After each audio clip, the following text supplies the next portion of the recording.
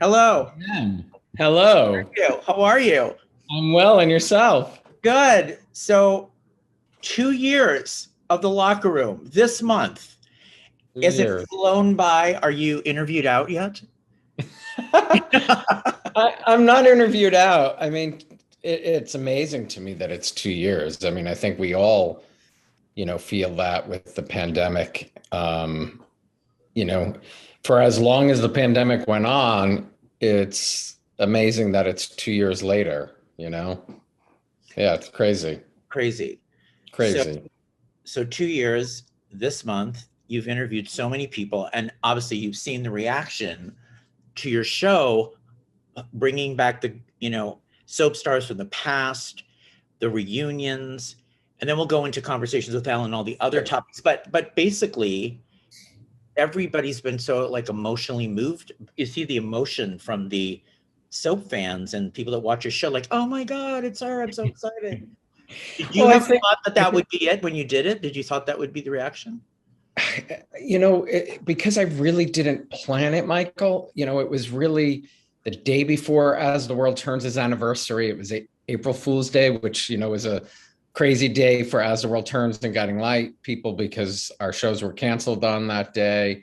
And I just really thought, I saw a lot of people doing stuff on Instagram. So my initial thought was maybe some people want to just cheer some fans up by doing an Instagram live with me. And, Michael Park, because of his connection to Dear Evan Hansen, suggested that, maybe a streaming platform so we can include more people. And really that was the like starting gate. The minute he told me what streaming platform, I went online to figure it out. I couldn't get it up by April 2nd, the anniversary date, because it took 24 hours to connect, your YouTube thing and all of that. So I did the first show on April 3rd. And yeah, I think, just the reaction, the reaction that I anticipated fans of, especially As the World Turns and Guiding Light, would be excited because the shows had been off the air for 10 and 11 years, so at that point, there was definitely people were missing, those folks. And then, the surprising thing was just everybody who worked on the shows, from the cast to the behind the scenes people, who were all excited to see, familiar faces. And I think part of it as well is, we were just in such a crazy time. Nobody knew what the hell was going on in the world. So we were looking for anything that brought us comfort, I think, at that time. Absolutely. And it's so Michael Park is to blame for this. He is. He really, the Michael Park. Shout out to Michael Park. He said yes immediately, and he would have done the Instagram live with me. But I guess he had just spoken to folks at Dear Evan Hansen. They were participated in a streaming thing they did online. And he suggested, maybe you want to do a streaming platform. And I'd never done a streaming platform. Right. You're like, streaming platform. What is that? Right. Yeah. I mean, really, I had not done any of this, Right. And so through what you've gone through on these live streams, right? Mm-hmm. You have to have a lot of patience also as the host, because as you're watching people like, I'm turning this way, and they're, the way they're turned, or you can't hear the audio, or there are things going out. Yes. And as you know now from doing interviews, right, that you're trying to conduct this live stream, and it's kind of clunked up. So what do you think about when you see all of that, and how do you kind of pivot on it? I think I got lucky early in my career. I was a page at ABC Television, right. And one of the first few shows that I really worked on were Good Morning America and Live with Regis and Kathy Lee. I mean, they hired me right out of college. So I was exposed to live television early. But when you're in the midst of this and something goes wrong, there's kind of nothing that, you can do. You have viewers who are tuning in or expecting to see someone. I remember poor Susan Marie Snyder from As the World Turns was trying to connect with me from Hawaii, and she could not get the internet to work. I mean, we were able to do it via audio, but we couldn't really see her face. Yeah. You just, I think everybody realizes also, people who watch our shows have been home during this time, have been struggling with the internet and, Zoom schooling and, all of that. It made it human. It made it human. It's basically the foibles of how we've all had to deal with it during the pandemic of this new world of Zoom life, right? 100%. Or StreamYard life as your platform is. So yeah. But and you really, I mean, what can you do? I mean, you try to keep it going, and hopefully they can figure it back out. I just had Chris Bruno last week, and I can't remember what happened. I think he said the audio went out, and I sent him a private message, or I texted him and I said, sign back in. So he disappeared and then came back in, so yeah, there's nothing to do but go with it. Right. And you feel now, since you've been a publicist for many years, as we know, and all the other things you've done in your career. So now that you've seen the hosting rigors of being a host, do you feel now you're a better host than once you started 2 years ago? Yes. And you know what just made me realize that? I went back to watch Don Hastings, Kathy Hayes, and Scott DeFreitas. And definitely that show with them was less than a month after I began. And I definitely, I think I've learned an immense amount, and a lot of it, as you've been doing this so long, and you've been doing this not just the hosting, but when you're on the red carpet, it is truly about listening as much as you can and giving them the opportunity to speak more before you chime in. Right. It's really about responding to what they're saying. And that's why it's really, I've always told you the same thing when we've talked otherwise about not having to be so prepared, because you can be so prepared and it doesn't really, things go out the window. Things go out the window. So a lot of people are saying, congratulations, Alan. I've got Keith Alvarez. The interviews with Ryan's Hope and Search for Tomorrow have been so good. Colina E, the Locker Room helped my anxiety with the COVID crap. Which that Michael is what, I've heard it a lot, and I love hearing it, because it just, this hasn't been easy.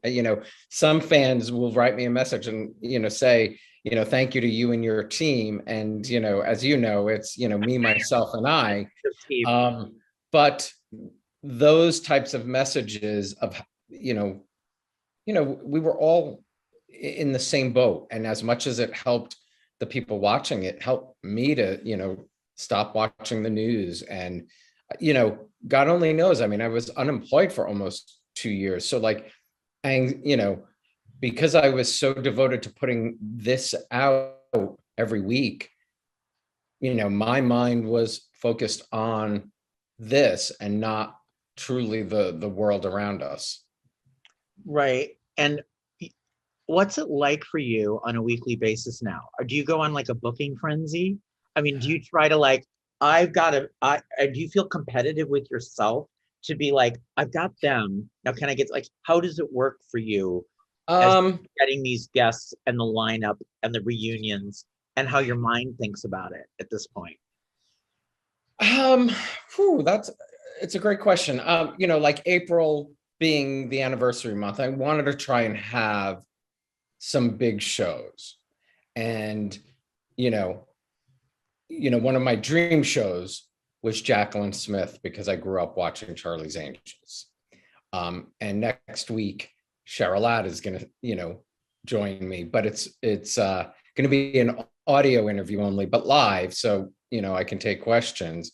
And we're doing a Lisa Brown tribute at the end of the month. And not that I tried to do all of that in April, it just worked out that way. But no, some things come from fans suggesting it and giving me a great idea, or somebody, you know, when I had Tanya Pinkins, it was a fan on Twitter who connected us. Tanya, you know, the fan Jill suggested Tanya do my show. Tanya said yes. I private messaged her. Boom, the show comes together from that. So it's, there are dream guests. I mean, having another angel for me is amazing. I would love to, and have tried a number of times. I would love to, because I grew up with Olivia Newton-John as my, That's person. Charlie's Angels. Yes. Yes. But you had Jacqueline, so I did and she was who she was my angel. I mean, I the show was my show, but she was my number one. But having that opportunity, and the other great thing is, I know that the audience is really interested in daytime, because that's how it began and the show began, and that's what grew the audience. But I love getting messages of fans saying that they've really enjoyed being introduced to other folks, other people, authors, topics, guests, that type of thing. So Catherine Hayes just passed away, and I know we're all really, really sad about it. And I know that you let many of us know that she had passed, and then had spoken to Don Hastings. Mm-hmm. What do you remember about your time working with Catherine when you were with As the World Turns and Guiding Light as a publicist? I mean, for me, growing up watching that show, Bob and Kim were it for me as a young kid. I mean, it was like, a second family. And then getting the chance to work with both of them was really amazing. I mean, you just felt like, it's hard to describe. I mean, Don, you just laughed anytime you were in his presence. Of course. Kathy was just a class act, gracious, nice, from the moment I met her. And it was a fan who reached out to me Friday morning, who had seen it online. And, sadly, I had not seen it, and I really I couldn't confirm anything. I said I would call, Kathy's daughter later in the morning to find out. And, she confirmed it, and I'm glad it happened in that way, so to speak, because when her daughter confirmed it, I asked her specifically if I could release it, because I said, Catherine Hayes deserves a send-off. Like, if there's somebody from our shows that we've grown up watching, Catherine Hayes deserved for the world to know she passed on. And her daughter said yes. And I called Don, and he didn't pick up. His voicemail picked up, but he saw that it was me who called, and he called right back and shared that really beautiful quote. I mean, I laughed immediately when he said, the only squabble was he always wanted to take a nap and she wanted to rehearse. So I thought it was a perfect, and that they really, I mean, I'm not going to name names, but I've seen people, come to blows here and there over the years. And I mean, they were always, they always seemed to really get along. Yeah, I know. It happened to me with Ray McDonnell and Michael Nader when I had the news of their passing. And I ended up being the vessel to let everybody know. And it's a very emotional and uncomfortable, and you want to do it right. And make sure all the I's and T's are dotted, but you want to get it out there, and they're relying on you to get it out there. So it's very much it's a difficult thing. And you just want to do it right. And you did it right. And don't you agree? I mean, she deserved, with everything, not just As the World Turns, but I mean, she was beloved from her Star Trek episode, and this role really was, she was everybody's mom. I've read every message that people have written. She really was everybody's mother. Every comment basically was, She was like my other mother, which I think, that power of an actress and storytelling to make people think about it. The show's been off for 12 years, 13 years now, almost, or 12 years for As the World Turns. And, just, that they still have that visceral feeling of how much she meant to them. That's the power of the medium. Part of this medium, for sure. I mean, that's it. It's every time you read, and I read the comments on my site or YouTube or Twitter, and somebody passes away, it is always this amazing connection with their audience, between the fan and the actor. It just is. So Guiding Light and As the World Turns, how long were you at each as the publicist? I started in 97 and I left in December of 09. I left about 9 months before World Turns went off. Right. And what did you think about the changes that you went through as a publicist of what happened with Guiding Light? From when you first were there to kind of when it was probably stronger at the time in terms of, I don't know how you felt about it from once you started to the end. Yeah, I don't know that they were really still that strong. And even in 97 when I got there, I mean, I think, right. Mickey Dwyer Dobbin was brought in to boost those shows, to, energize, bring them back to life. I said it to somebody recently. I mean, anybody who has come to work there, executive producers, Mickey, their intent is to make them succeed. They worked hard. I mean, it might not have been everyone's cup of tea, how, the path that they took to try and get there. Sadly, what Ellen Wheeler did was not everybody's cup of tea, what she did with PPAC, but, it was all in an effort to keep the show alive. Mm-hmm. And what do you think makes a good publicist? What do you think you have to have as your backbone or in you to be good at that job? Because you tell me and I'll. I definitely think you have to have people skills, like mad people skills. You have to be able to, especially, I think doing what I did, because I was for a long time responsible for 2 shows where I had 30 actors on each show.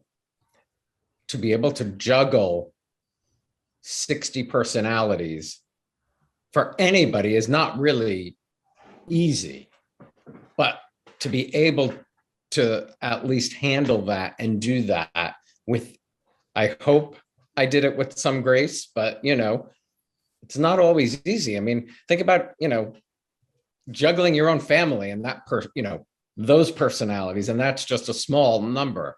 This is 60 people on top of, executives and production people that I had to deal with as well. But you think publicists, because, we know many in the industry, you have to be like a barracuda to get things done. There's a part of them that's got to be a relentless barracuda to get things done. Don't you agree? Yeah, I mean, I do. I mean, there are some that are just, I agree. Yeah. That barracuda, I think in daytime, I think all of the publicists who are working today and worked during my time and before, you had to be creative, because, no one pays attention to daytime, unfortunately. It's we have to fight to get the attention that we get for daytime television. It's a sad state because of how hard everybody works from top to bottom, behind the scenes and in front of the camera, but it's not easy to get coverage in mainstream media for daytime television, as you know. It has been awful. And I have tried so many years, 40 years and years. I'll come to the table, to a company, to a network, to Sony, to a radio station, all the different things that I've done over my career, and have pitched all of it and come up with so many ideas. And yet it is still the poor stepchild. It is still nobody cares. 100. It just never got there. And I'm saying maybe not so much when there were 13 and 14 shows on, but still it was always an uphill battle. So I'd go, there's this great core audience that you can really tap into. And if they don't understand that, you're having to prove it by going, like when I did Soap Nation Live, it was like, I'm going to do a show. We're going to do it live. We're going to have call-ins. The stars are going to come to the studio. And basically we got call-ins from Barbados and Haiti and, Switzerland. I mean, people were calling in internationally. And then the producer at the show, at the company was like, oh, well, wow, there were people calling in from other parts of the world. I'm like, yeah. So they just don't know is the thing. They don't quite know. And you just mentioned like getting those calls. I mean, I'm fascinated when I'm hosting the show and I see, Italy is watching and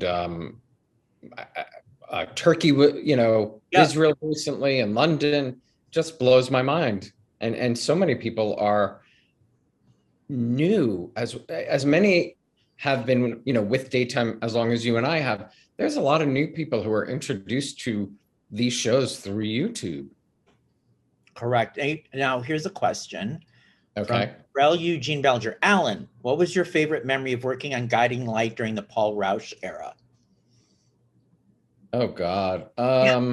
Well, I mean, it's hard to know everything of the Paul Rausch. I mean, I think Paul Rausch took me to Puerto Rico, so that was pretty great for the San Cristobal remote. Oh. That was, Zimmer, Laura Wright, Paul Anthony, Joy Lenz, Robert Newman, David Andrew McDonald, Bradley Cole. That was the year that JFK died. JFK Jr. died because we were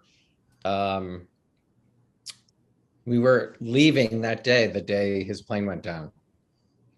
Oh my gosh. I loved watching, a lot of the clone stuff. Did Kim Zimmer eventually like doing the clone stuff? I think she did, for sure. Eventually. Yeah, absolutely. Yeah. And I love that Soap Opera Weekly cover of her holding the clone. I know.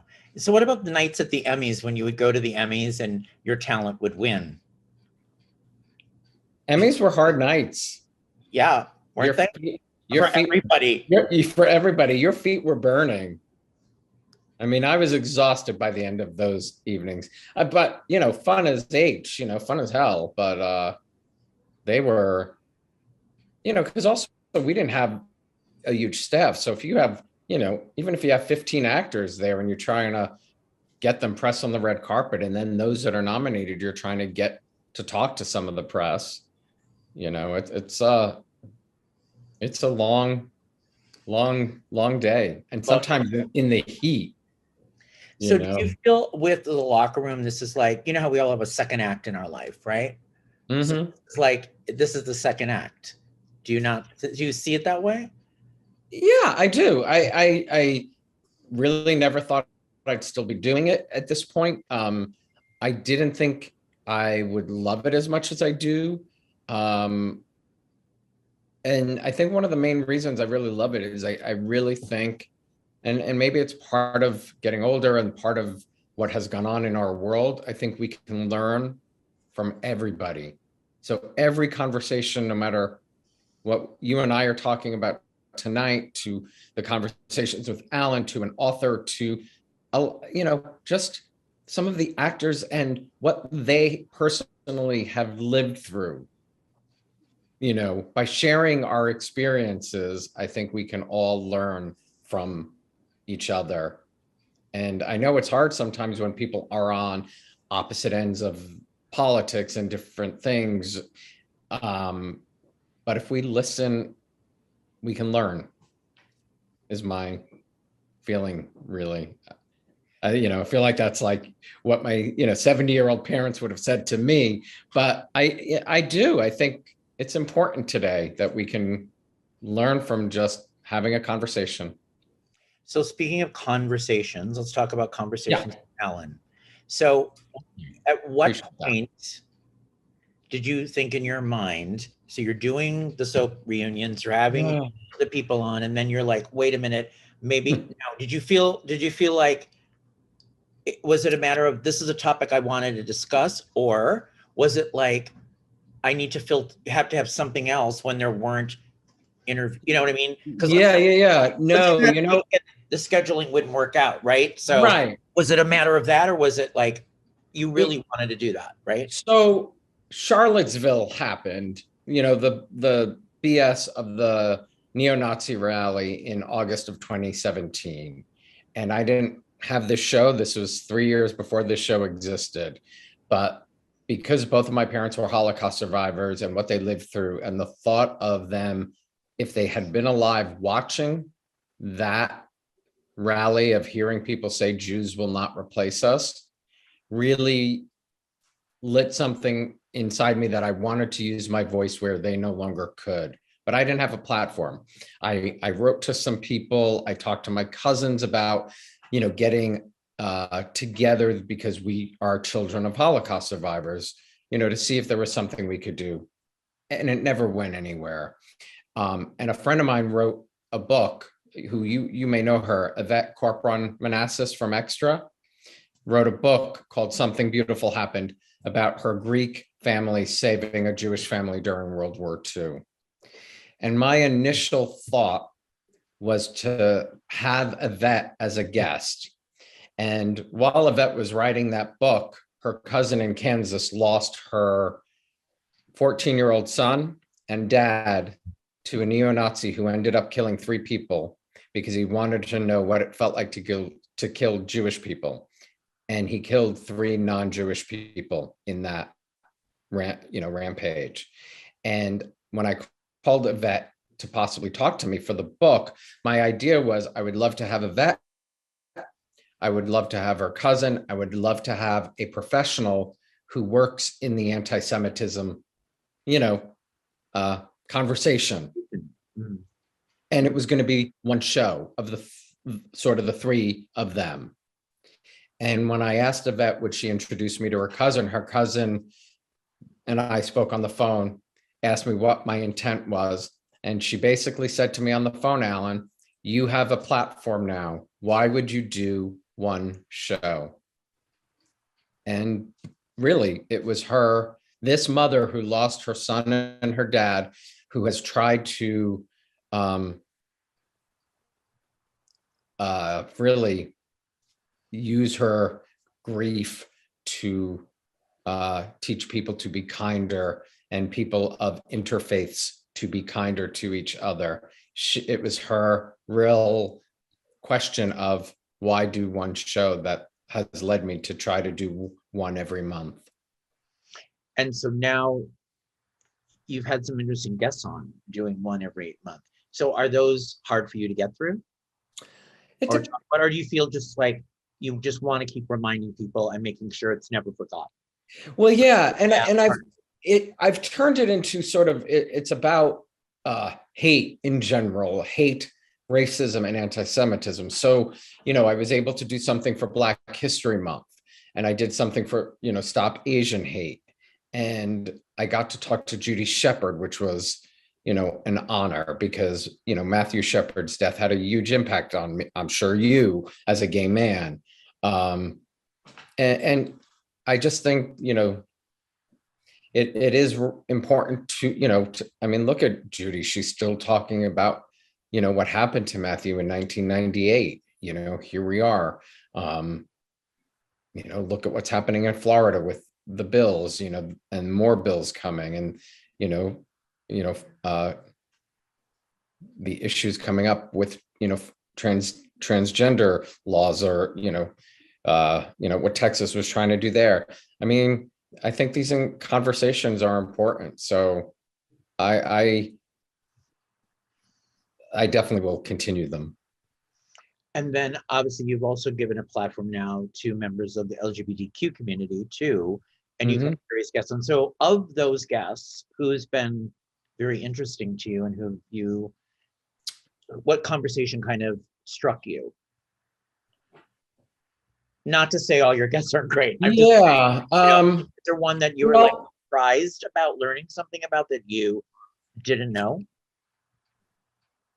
I don't know if there's anything really, yeah, I don't know. Carson Tueller is somebody who inspires me, who was injured in an accident and is LGBTQ and is educating people about, and I want to articulate this, there's not enough being done for disabled folks, in our country, and having access to just being able to live in, New York City, having the ability to take a subway if you're in a wheelchair. You need to have an elevator that works. Like those things definitely were surprising for me, like to realize the difficulties that people, have in that respect. And also, he was talking about, people's questions about sex with being disabled and those, and he's, I just admiration for him, opening people's hearts and minds to,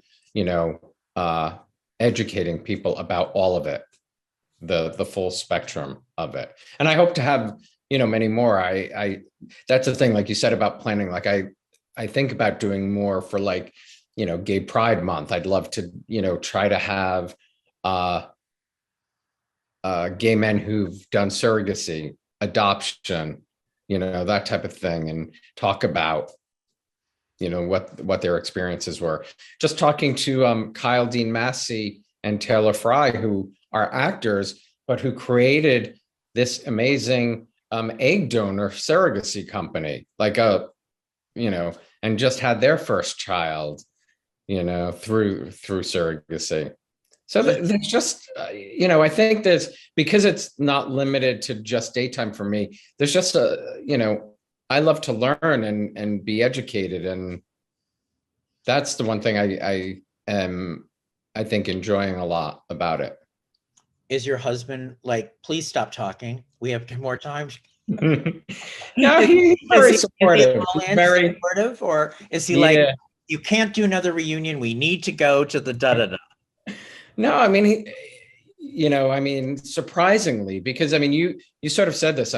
Now I, started January, I'm working full time. So I'm, we get up both early. He goes to the gym, but I'll work out at home. And then I'm at the computer, usually at 6:30, doing stuff for the show, catching up, answering, responses and things like that, or writing, to people to book them. But then it's, then I go to work, and then sometimes there's something like, so he is supportive. And on the weekends, I'm, just to promote the week of the Locker Room, I got to do all of that on the weekend, so yeah, it's it's a, kind of it like, doesn't stop. The train is not stopping.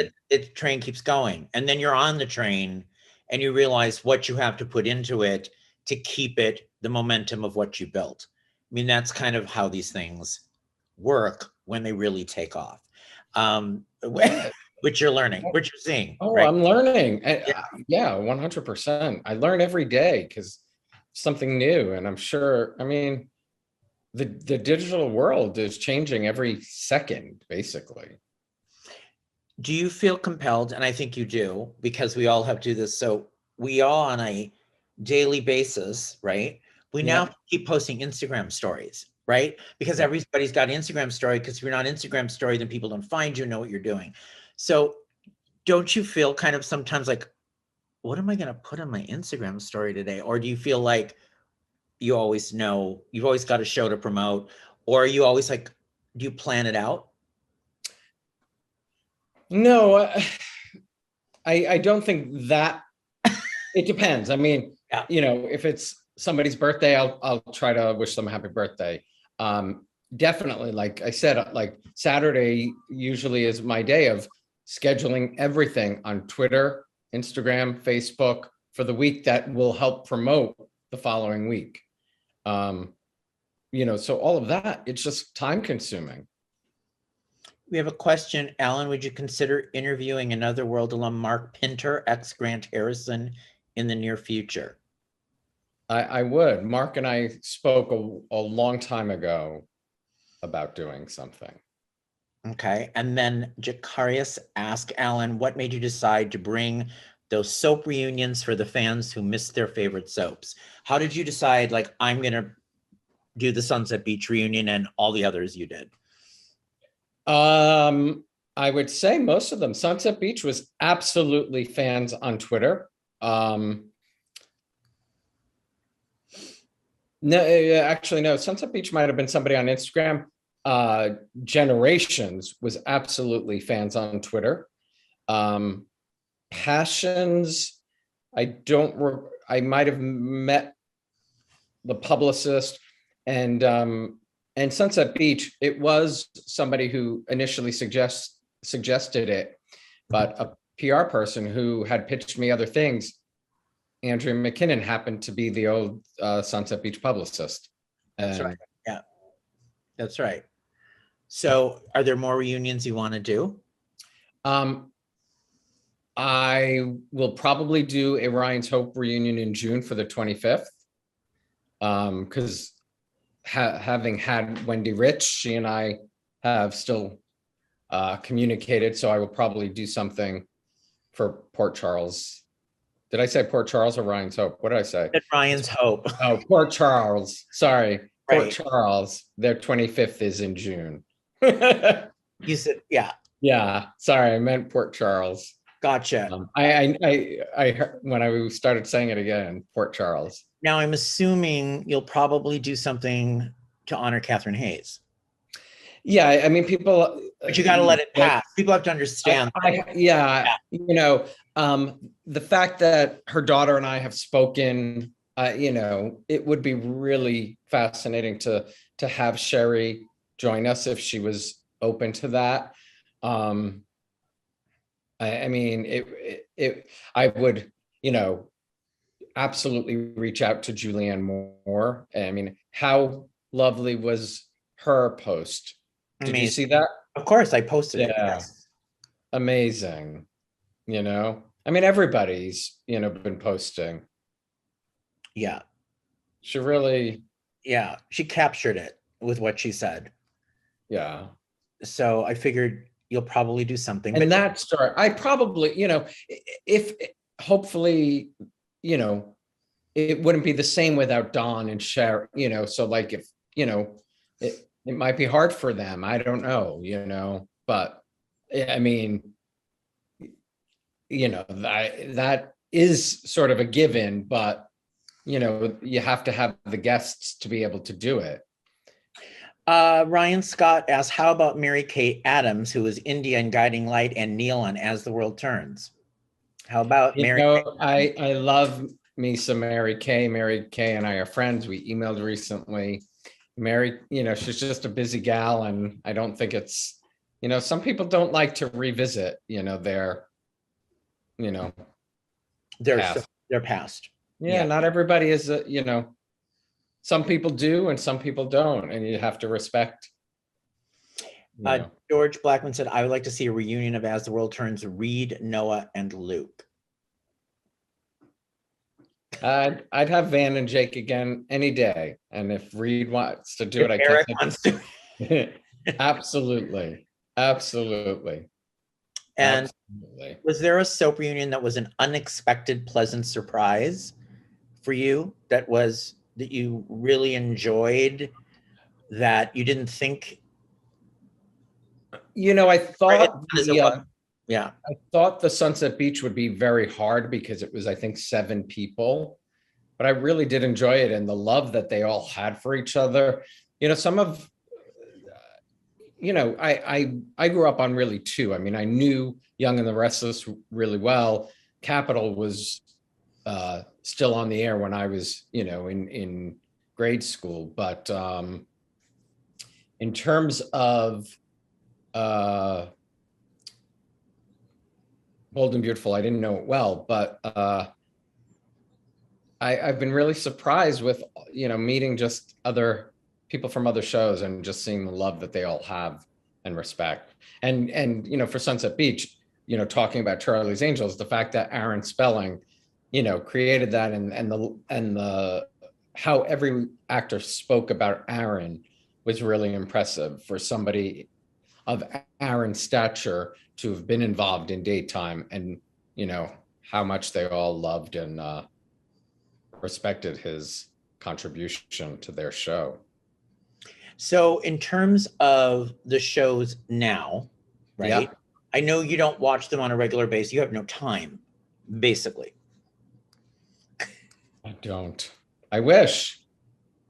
But you have a life and you have your other job. Yeah, I mean, some life. I mean, I spent, this takes a lot of time. People want a Kim Zimmer, Tom Pelphrey reunion. Don't we all? Don't we all? I'm hoping for a Tom Pelphrey very soon. You all should know he has a show April 15th on Amazon Prime. That's right. That's right. He's amazing. Which we knew from the very beginning. We did. I don't know if you remember. You probably got one of these. Cheryl was still, I think, running the PR department, and we put together a DVD reel of his work, sending out to mainstream press again, and they probably ignored us. Ignored us. Saying, right, he is the one to watch, because we knew it. Everybody knew it. Everybody knew it. Everybody knew it. There was not a single person who didn't. I probably have in my basement. If I ever get him, I want to find that clip reel and play it. Because he was, the one, we definitely had, that's the thing. I mean, as you know, in daytime, really talented people, but he just came in and just blew people's socks off. Oh, from the minute I saw him. I mean, and was gracious, was a nice, fun, loving guy. Yeah. And you kind of knew from the very moment you saw. I see that with so many of the soap stars. Some of them now, you can peg them. And I can go, he's gonna go. And I love how we'd say it like he's gonna go far, like the soaps aren't. But we do it ourselves, right? Like they're gonna be in film and television, as if soaps is not film and television, not film and television. So we see that. Tommy's one I really want, and I really want to get Matt Bomer as well. I know. I see you tweeting him. Yes. And he does, and Tom. Yeah. And Matt was on when you were there, right? He was. Yeah. I used to hang out with Matt quite a bit. Yeah. You were not surprised by were you surprised by his stardom? No, I don't think so. Yeah. He left. So nice, isn't it? Yeah. It's just wild to watch even, going as far back, Meg Ryan, she was incredible. And Julianne was absolutely incredible in that role. Those are the times where I was probably, hooked, and then, Nola and Quint and, the Four Musketeers, all those people, it was really like the heyday for, when I was hooked on them. And what did you first start watching in the first place? You were young, right? Or you were older? Yeah. So my mother learned to speak English watching both shows. That's right. So, there wasn't really a time that I didn't know that they were on, that really. But then I've seen all these pictures with you. You shared, like, here I am as a page with, there were different talk show hosts, and I've seen you with different. Yeah, I was a page for 2 years, in college, which was an amazing opportunity. And I got to produce 2 soap segments when around Emmy time. I produced one with Hubbard, Zimmer, Marcy Walker, Francis Reed, and somebody else who was nominated that year. So it was Marcy, Zimmer, Hubbard, Francis Reed. I'm missing one. You're saying And produce segments for, I lost you there. It cut for out. Live with Regis and Kathy Oh, for Lee, Live which with was the Regis and morning, Kelly. Gotcha. which was the morning show at the time. And then I did one with Larry Brigman, Scott Bryce, and I can't remember who the other show actors were. When you were an intern at the show, because I was an intern as well. Sorry, that I did because of the page job, I got internships and all opportunities through that job. That really opened every door for me. Right. And now you have your website, it's locherroom.com. It is, yeah. And so you're using that as another avenue so people can see the kind of the whole collection and kind of who you are and what all you are doing with your brand. Correct. I mean, all the shows aren't there. They do have to go to YouTube to find all the shows, but all the upcoming shows are listed there. Some highlights, a blog post here and there, merchandise, that kind of thing. And then you have the merch, the hats. The hats right now, a friend of mine's going to probably make some hoodies and t-shirts. Some fans wanted, some fans said, I can't put a hat on my hair. We need t-shirts now. Yeah, but my friend Paul, who has his own ad agency, helped create that for me. And he created my logo. Yeah, I mean, when I initially started, there was no Locher Room name. I was, again, it wasn't an intent to create a show. It was an intent to cheer people up. And then because everybody started tuning in, I kept going.